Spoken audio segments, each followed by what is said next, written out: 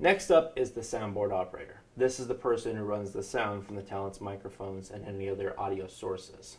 Now, the TriCaster does have the capabilities of running multiple mics, but in every studio you'll have someone running a soundboard because you'll have so many inputs that it's important and it's a good learning opportunity to have a soundboard here to learn a little bit more about them. For our soundboard, we will just look at the first 4 channels here. 1 and 2, that's talent microphone 1 and 2. 3, this is over the other green screen. There's a microphone that's just hanging. That's for when Mr. Milbrand, or if we want to do anybody else coming, just standing up, talking to a camera. That's what that mic's used for. And lastly, 4, this is for the director's microphone. This microphone, you can set it up so it'll work through into the TriCaster, or we have speakers out in the control room, and you'll actually hear out there. The reason we use this microphone is sometimes if you're doing a really small crew and you don't have a floor director, this way your director doesn't have to yell through a wall. They can talk in the microphone. Then obviously the talent has a microphone to talk back. So that's why this microphone exists. Now, using the soundboard, there are really only 3 or 4 things I have to teach you. First, this is the main. This is your overall volume. Really, we never touch this. We leave it at U, which is unity. We just leave that and don't touch it. But if for some reason, if an intro kid brings it down or someone's playing with it and you're not getting anything, it's because this has to be at U or unity in the middle.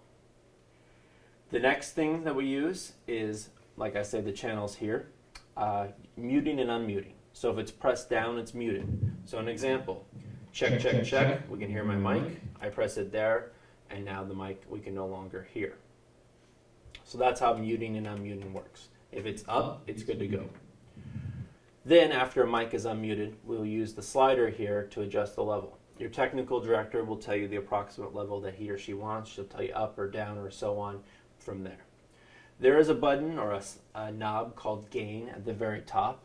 These happen to be turned all the way up, but think of gain as a additional volume. Sometimes you might be cranked all the way up and you need more gain. You twist this over. Now, our microphones are already, the gain's all the way up, but if you ever run a soundboard, you plug in a microphone and you can barely hear it, check the gain, bring the gain up slowly, and then see if that increases the volume. The first thing you do when you're ready as a soundboard operator is first turn on your monitor so you can see what's going on. Then grab your headset, put that on. Then ask the floor director, are we ready for mics? And if you are ready, you say, okay, can we do 1 first? And you would unmute number 1. Then 1 would say a few lines. You'd ask the technical director, are we good? They'd say yes. You'd press mute. You say, okay, can we do mic 2? And then 2 would read, and so on. You say, okay, we're good. Then you'd mute 2. Then you sit by until you hear the word stand by. When the director says stand by, you unmute the mics so that the director can hear them, and then the director will count down.